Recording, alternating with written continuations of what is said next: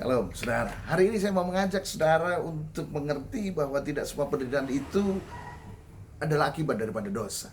Sebab seringkali kita menilai bahwa penderitaan, keterhimpitan, tekanan itu melulu akibat dosa. Dan kita menilai banyak orang juga seperti itu. Bahkan dalam bacaan kita, dalam Kingdom Lifestyle kita hari ini, Ayub pasal 19 dan Markus pasal yang pertama dan kedua, ini berbicara hal yang sama. Ayub pasal yang ke-19 ini juga merasa bahwa dia menderita karena dosanya. Bahkan semua sahabat-sahabat Ayub juga menuduh Ayub bahwa kamu pasti punya kesalahan, kamu pasti punya dosa yang kamu sembunyikan. Kan gitu. Saya bacakan saudara di Ayub pasal 19 ayat yang ke-9 dan ke-11 sampai 11. Ia telah menanggalkan kemuliaanku dan merampas mahkota di kepalaku. Ia membongkar aku di semua tempat sehingga aku lenyap, dan seperti pohon harapanku dicabutnya.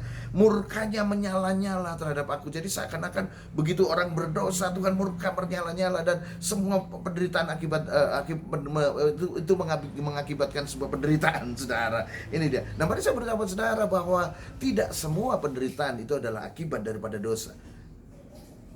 Tetapi yang kedua, bisa penderitaan itu sebagai akibat dari kemalasan.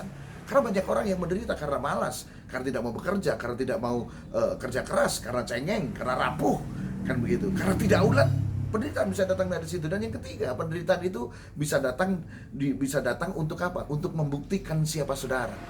Untuk membuktikan siapa saudara. Untuk membuktikan kepada siapa? Kepada dunia. Yang kedua kepada iblis. Dan yang kedua kepada diri saudara sendiri. Untuk membuktikan apa? Bahwa saudara layak menerima berkat. Saudara layak untuk dipercaya. Ini dia. Nah, untuk kali ini saya ajak saudara coba kembali kita ke dalam kitab Ayub pasal yang pertama. Kitab Ayub pasal yang pertama, mulai dari ayat yang 9, 10, dan 12. Di situ Ayub sedang dituduh. Bahkan bukan cuma Ayub, tetapi Tuhan dituduh oleh iblis. Untuk apa? Ini dia ayat yang ke-9. Tuhan sedang menuduh Ayub bahwa dia salah itu karena diberkati oleh Tuhan. Ini dia. Yang ayat yang ke-10, Tuhan dituduh karena Tuhan yang memberikan pagar, makanya Ayub jadi baik-baik saja, menjadi saleh dan lain sebagainya. Dan di ayat yang sebelumnya, Tuhan sedang membanggakan Ayub menjadi orang yang saleh. Tetapi iblis menuduhnya, oh enggak, dia saleh karena diberkati, dia saleh karena kamu yang melindungi, dan lain sebagainya. Makanya di ayat yang ke-12, untuk membuktikan bahwa Ayub tidak seperti itu, untuk membuktikan bahwa Ayub layak menerima itu semua, Tuhan berkata kepada iblis, oke, segala yang dipunyainya ada dalam tanganmu, hanya jangan sentuh Ayub. Ini dia. Itu pembuktian. Hari ini mungkin saudara mengalami penderitaan, kesusahan, tekanan, semua usaha saudara lakukan, saudara tidak ada dosa, tidak ada kesalahan, tidak ada pelanggaran, saudara sudah periksa hidup saudara, tetapi penderitaan seakan-akan tidak pernah habis dalam hidup saudara. Hei, jangan menyerah terlebih dahulu. Saya berkata kepada saudara, ini waktunya dibuktikan. Ini adalah waktu pembuktian siapa saudara.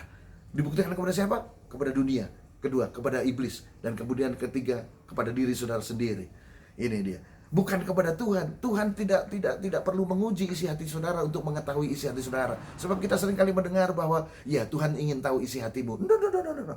Tuhan tidak perlu melakukan apapun karena Dia Maha tahu. Dia tahu siapa saudara sampai isi hati saudara. Jadi Tuhan tidak perlu menguji saudara untuk mengetahui isi hati saudara karena Tuhan Maha tahu. Itu kalimat yang salah, saudara. Yang benar adalah ujian diberikan kepada saudara agar apa? Membuktikan bahwa saudara layak menerima berkat, layak dipercaya, dan itu dibuktikan kepada dunia, iblis, dan saudara. Sehingga ketika saudara diberkati, saudara memang layak menerimanya, bukan karena saudara malas. Makanya hari ini jangan sedikit-sedikit berkata mujizat, jangan sedikit-sedikit berkata mujizat. Seringkali perkataan mujizat itu membuat saudara menjadi malas. Karena ada banyak hal hari ini yang kita bilang mujizat, yang belum tentu mujizat. Kalau saudara ini berkata rumah adalah mujizat buat saudara, no. Rumah bukan mujizat. Kalau saudara bekerja keras, kalau saudara berdoa, saudara hidup benar, Tuhan pasti memberikan rumah pada saudara. Segala sesuatu yang masih bisa dibeli dengan uang saudara itu bukan mujizat. Itu bisa diusahakan. Saudara bisa bekerja. Artinya saudara bisa membuat mujizat dalam hidup saudara sendiri. Kalau saudara hari ini berkata bahwa mobil itu mujizat, saudara bisa create, saudara bisa membuat mujizat itu. Mobil itu terjadi dalam hidup saudara. Dengan cara apa? Berdoa, kerja keras, kerja jujur. Ini dia. Kerja lebih keras dari orang lain dan berdoa. Saudara pasti akan mendapatkannya. Ini dia. Mujizat. Jangan mudah sekali berkata mujizat, sebab sebenarnya saudara adalah pembuat mujizat itu sendiri. Karena masih bisa dibeli dengan uang. Mujizat itu adalah ketika saudara sakit, Saudara bisa beli rumah sakit, tetapi saudara tetap tidak bisa sembuh. Ada hal yang tidak bisa dibeli dengan uang saudara. Itu perlu mujizat Tuhan. Tapi segala sesuatu yang saudara bisa beli dengan uang saudara, jangan sembarangan berkata mujizat. Seringkali itu tidak terjadi karena saudara malas. Hari ini saya mau berkata kepada saudara, saudara adalah pembuat mujizat itu. Saudara bisa membuat mujizat itu sendiri, saudara. Dan hari ini, apapun yang sedang saudara alami, ini adalah pembuktian. Buktikan kepada dunia, buktikan kepada iblis, dan buktikan kepada diri saudara sendiri bahwa saudara layak menerima berkat, diberkati, dan dipercayai. Kingdom Lifestyle hari ini. Dan Yesus berkati saudara.